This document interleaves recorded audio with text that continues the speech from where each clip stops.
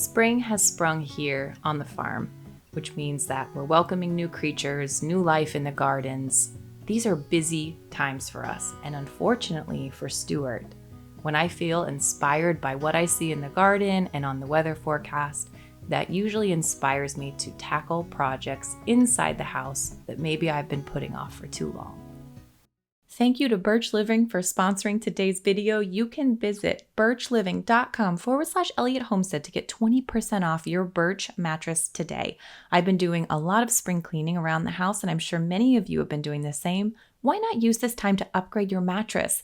Birch mattresses are free of any polyurethane-based foams and harsh, unnecessary chemicals. The wool also makes them hypoallergenic and mildew resistant. Birch offers a 100-night sleep trial so you can make sure you love your new mattress. They also offer a 25-year warranty, flexible payment plans, financing options, free shipping, even in-home setup and removal. I sleep on my Birch mattress every single night, and I am grateful every time that I do. It is so comfortable, so clean, and it feels like a gift. You can visit birchliving.com/Elliott Homestead to get 20% off your Birch mattress, plus 2 free EcoRest pillows today. When we got married, my Aunt Leslie reminded me of this saying, and it's always stuck with me. Use it up, wear it out, make it do, or do without. And I think this mantra has really stuck with us through our years of building this farm. Don't you think? Absolutely, because the things that either you need to do or you want to do, you don't always have all the resources to do it. So you get creative about how you can actually put together the things that you want. So sometimes this involves just saving until we have enough to tackle a new project. In this case, not too much of a budget, but a bit of ingenuity and creativity. Because along those lines of taking care of what we have involved getting all of my cookware out of the root cellar and into the kitchen where we could actually cook with it. I've been grateful for our little pot rack that hangs above our stove, but that was a fraction of the cookware that I've spent the last 15 years accumulating. And now that the kids are getting bigger, it seems like all the batches of food are getting bigger, the loaves of bread are getting more plentiful. Everything is just taking more in the kitchen.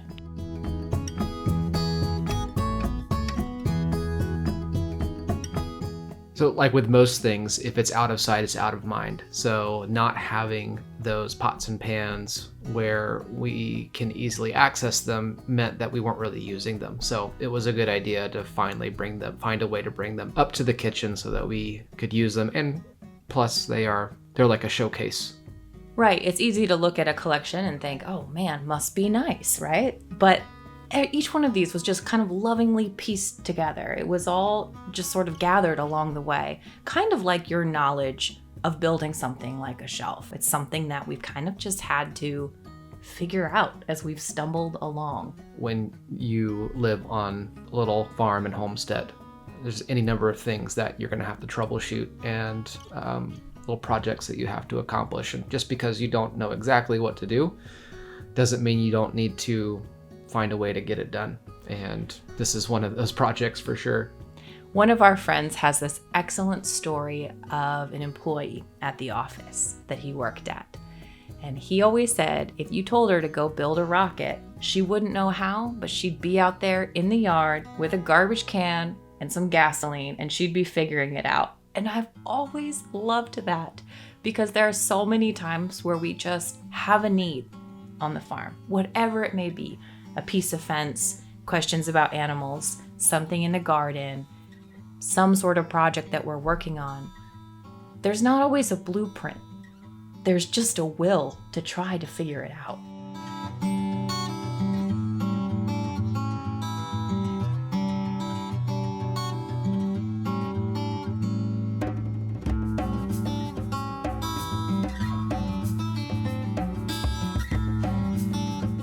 So as the kids have kind of gotten older, I have found myself more and more really wanting and being at a place now where we can just take a little bit better care of things because their physical demands aren't quite the same as when they were little.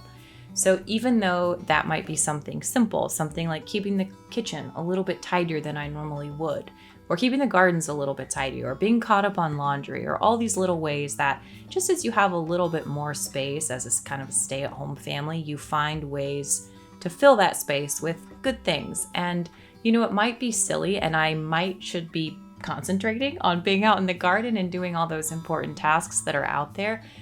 But it's amazing how much completing a task like this, like getting all your cookware together, getting it cleaned, getting it gathered, getting it cared for and displayed in a beautiful way, there's something about that just absolutely supercharges me. It makes me want to work more. Is that weird?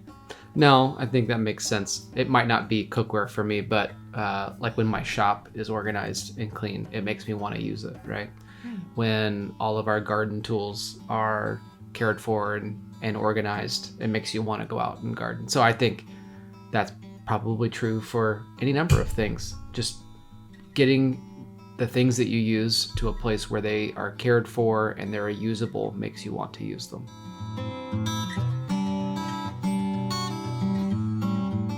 I love the kind of individualistic, ragtag, piecing it together approach too that we've taken in our little cottage, because nothing is really standard, nothing is straight, nothing is perfect. Everything's just slightly off. But I'll tell you, my little Will, he came up to me the other day and he hugged my leg. He said, "Mom, our house isn't fancy like some other people's, but I like it because it's simple." I think he meant it as a compliment. But in my mind, I thought, that's such a sweet compliment. That means this is somewhere that he's comfortable. Mm-hmm. This feels approachable. This feels welcoming. Yeah. This feels like a place that he wants to be. And that's kind of the goal at the end of it all. That is a different approach than what we typically see today with people in their houses, because houses today are meant to be resold. And in order to retain resale value, you have to do things a certain way, right?